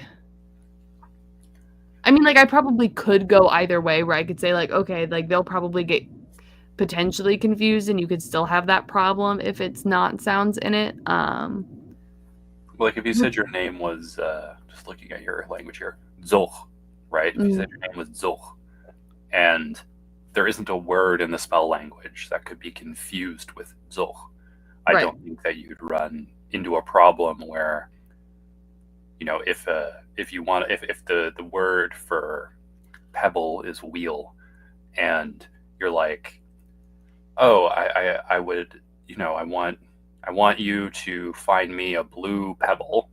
And the spirit says, find you a blue pebble. Your name's Pebble. And then they turn you blue. And you're like, ha, found you. As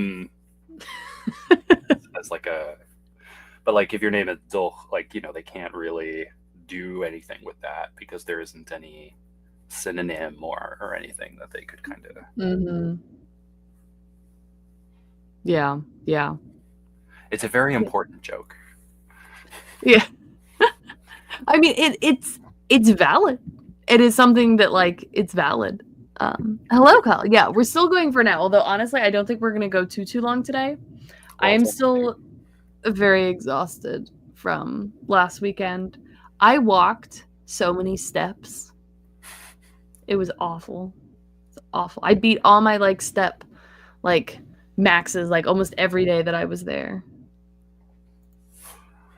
Not a thing people should do. No. but I It think was the awful. if you have the spirits, if the spirits had to actually like verbalize in some way, then Mm, they would need to be able to pronounce things. So if that's the case, then if your name was Zoch, you may want to say, okay, my name is Do or whatever, Dao. mm, And so the spirit can help you with something. yeah. Yeah. It makes sense. Oh, hello, Lux Rider. I don't think I've seen your name about. The botanist being against magic makes sense. Congratulations, you just made all the flowers bloom and the butterflies that pollinate them won't be here for another 6 weeks. Way to go. Yeah. I mean, that's definitely like there'd be things like that. It's also the the botanist has a lot of like complicated family history that ties into the disappearance of the main spirit of their like island um due to how like their political system works cuz like I mean I feel like it would take me like 30 minutes to walk through it but yeah they also have like really complicated personal reasons for why they dislike reliance on the spirits and reliance on magic in general and having the society be readapting to being developed around it when it's like, oh, well, what if they just disappear again and we can't use it again and then we're all screwed again and then all these things will happen again and why would we do that to ourselves? Um, Oh, and I was Loxford reminded me. The reason why I mentioned day and night for harvesting things is that there are like flowers, for example, there are some flowers that only bloom at night mm, and some that bloom during the day. So there could be, for some species, a difference in potency yeah. based on time. And then you could also work in if you have like a system for like the association of different months or Mhm. like zodiac or whatever. If you're like, oh, this month is associated with water, so you should pick the swampy plant in the a month associated with water at Mhm. nighttime to get the most potent moss. I don't know. Mhm. Yeah, I mean that would definitely fit, and I feel like even what they would understand in book one would only be like scratching the surface of the complexity that's out there, right? Mhm. Because like my whole inspiration for the entire potion system was like craft beer bottles. This is Like, excellent. yeah, because like in theory, like there are reasons why different like shapes of like glasses for different beers are more like effective for like accentuating different smells or like the aromas or like there's reasons behind it that like only people that are really into it would even notice or care and most people are like just put it in a glass and I'll drink it. You know what I mean?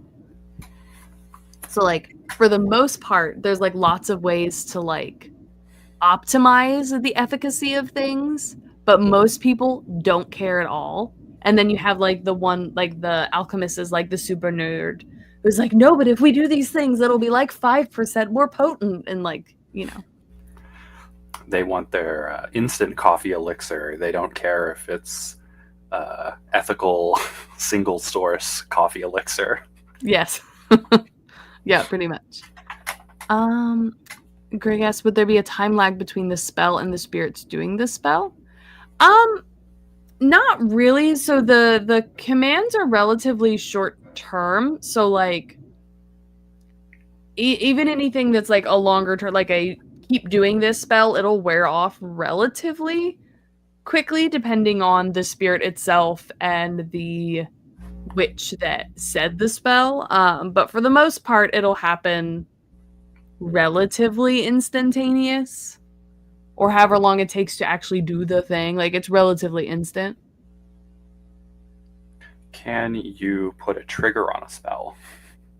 Yes, you Like, can, but you just have to keep in mind that, like, again, there's like time windows for it. Like, I think one of the spells that I don't think we finished making it, but it's essentially like a warn me if someone comes near me or warn me if someone approaches me. I feel like we did that one entirely. Didn't we? Maybe it's in. Hold on. Do. because I was thinking more like when I click my heels, teleport me back home. Yeah. So you could. Oh. So rather than a proximity warning, like you're putting you're putting a trigger on an action that you can do. Oh no, that wouldn't work because that's like the command would have to basically be permanent, right, for that to work. So the commands are have a short duration. Yes. I see. So like this, like the proximity warning thing that's like, warn me if someone comes within my, or is like moving towards me. Mm-hmm. That would only last so long. And like, it would again be a little bit like, depending on who was saying it, what spirit they were commanding, and how they were commanding them. Like, so like this is one that's going to be in the spell book of the alchemist, right? Who's more of like an herb witch. So like, she works with the spirits around when she's like collecting materials for potions and stuff. Like she'll ask the spirit to cut the plant for her to like determine so that the spirit can decide, yes, you can take this plant, or no, that plant needs to stay here. And if the spirit doesn't do it, then she's like, okay, well, I'll go find something else or find one somewhere else or come back another time or something. So like the spirits like her. So if she says to do this, like they might do it longer than if they were entirely operating under command, if that makes sense. Right. So these are not commands as such. They're helping questions. Yeah, in that context. And then like if you had like this is where it gets into like rituals. We were talking about rituals being a little bit different, where rituals can actually impact the desire of the spirit, so that can be more of a permanent thing, but they're a lot more difficult, have to be done differently, you know what I mean? But like it can be like you actually now want to protect this thing, so like going forward into infinitum, like I'm not telling you to do this, you just are going to do it because now you want to do it, sort of. Oh, I see. So you're changing their like nature or what have you. Yeah, that's sort of the vibe there, which is part of how the door sealing thing worked and why it was so like had stuck around so long, is that it was made with one of those rituals that actually made the spirits like defend it if anyone tries to unlock it. Like they're like, blow them up. So it's like tricking the spirits, which is sad. Luna Kilo says, well, I think it's more like you're brainwashing the spirits. Yes. Yes, exactly. Much more sad than tricking. Yes, that's yep. It's a little messed up. Like there's some like, it's a thing. It's a thing. It is definitely not a entirely all around fuzzy feeling magic system, like warm and fuzzy feeling magic system. There's definitely some darker, more complicated edges to it and moral questionability. Yeah, MK Ultra magic system. Yeah, witches, not wishes. Yeah, I'm trying to think if there's anything I want to do, because I was like thinking like maybe like a 2-hour stream today, just because I don't know if there's anything left to like wrap up real quick. Because we're both tired. Because we're both tired. I know we are tired. Well, do you want to? Okay, how about this? This is how we're gonna wrap it up. If anyone's excited about stuff for the festival, you should let us know. Also, we can reveal, I think I said this in my Discord, but the World Building Festival, which is going to be September 5th through 7th, the final stream of the festival is going to be what is currently called the Shenanigans stream, which Will and I are doing. And we've finally come up with what we're doing of the shenanigans. And so that stream is essentially going to be we're taking a bunch of like world building tropes of like paranormal, urban fantasy, romantasy type stuff that like doesn't necessarily make the most sense, and then we're going to try and like come up with like systems or societies or things that make them make sense. It's going to be very like chaos forward, you know? So that's our forward to it. Yeah. Did you want to pitch any of your other streams? Oh yeah, I'm going to be involved in 3 streams. I'm doing one stream with Digital DD and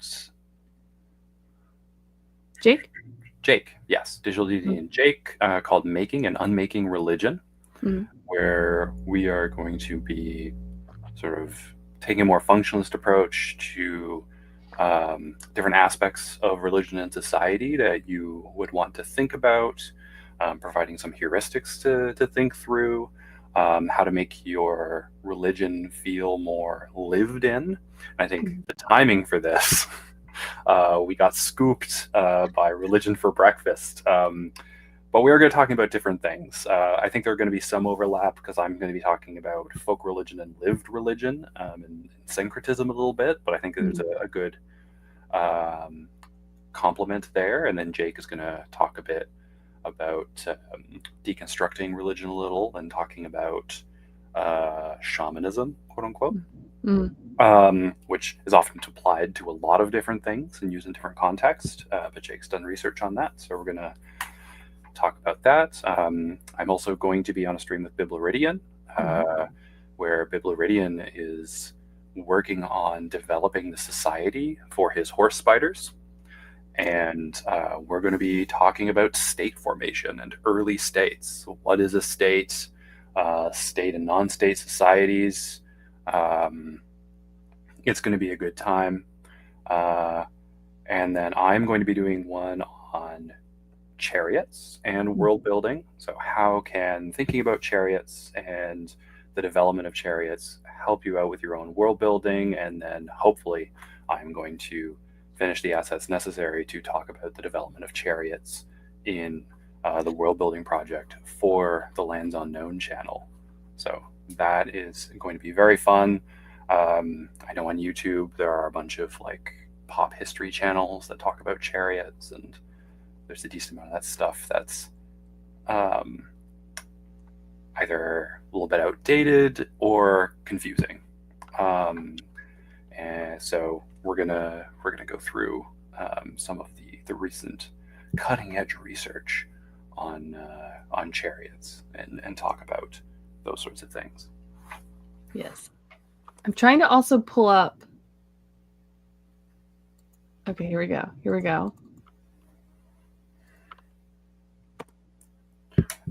Okay, I have posted in the chat your channel, your new channel. Probably a good thing to do. Yeah. I'm secretly hoping you get to a ridiculous number of subscribers before you even have literally anything on your channel. I don't know. I think I have 480 or so right now. Yeah. I don't have anything on my channel but my little avatar, so that's nice. But yeah, so some of those streams will be on there, and they'll be showing up probably like today. I think we'll have the rest of the festival streams up either today or for a couple people who are not quite able to get it done this weekend in the next couple of days. It's gonna be awesome. So yeah, I will try and do some off-screen time with organizing some of our notes that we have right now for everything into grimoires if I am able to and have time, because also I kind of have a lot going on this week with my son starting school or his like grade year again, and then also like my book is doing like I had to set up all the pre-order stuff this week, which is going to be potentially a lot of unexpected problems. So if I have time, I will try and go in and make all this neater so that we can kind of wrap up what we want to work on next time. But either way, that'll be the thing. Yeah. Yeah, I think that's all I have. Does anyone have any questions, last minute thoughts, or concerns that like? Yeah, it's a thing. What did Greg say? Push Discord and world building, not Discord, but Patreon. Greg would like you to know that I have a Patreon. I don't know. I really feel like every time Edgar advertises his Patreon thing, he's like so awkward about it. And I get it. It's really weird. It's a weird thing to push. But anyway, okay. I don't see any messages coming in. I feel like there's like a lag. So let me. You can go to patreon.com, Madeline James, Words and Worlds. Ugh, I don't know why I think it's so cringy, but like. You can sign up. You can become a member. You can become a werewolf, a gargoyle, a minotaur. Yeah. Oh my gosh. Is this even on my channel? Okay, yeah, it is on my channel. Or a dragon. Oh, that's true. The top tier are the dragons. Okay, there's a 10-second. Okay, yeah. Okay, yeah. 10-second lag. Okay, so not that long. So I think no one has questions. I think we're good. I think we're great. Yeah. Do the stuff. And I'll be back in 1 week. And then in 2 weeks, all weekend long, there'll be stuff somewhere. I hope you have no plans and just plan to sit there. I was chatting with Hannah yesterday about how I wish we had like some way that you could get like a little like button or something for attending a stream and see if anyone goes to all of them, just because it would be funny. Kind of funny. Yeah. But that's way too much effort for a free event that we were all just doing for fun. Well, no, and it's for me. I think the earliest ones start at like 5 a.m. and the latest one starts at like 4 p.m. So you'd have to be attending 12 hours of streams for like 3 days. That'd be a lot. Yeah. Yep. It'll be rough. But okay. Goodbye, everybody. Yeah, I already said see you later multiple times. I'm just gonna click end stream now. Okay, bye. Can I click?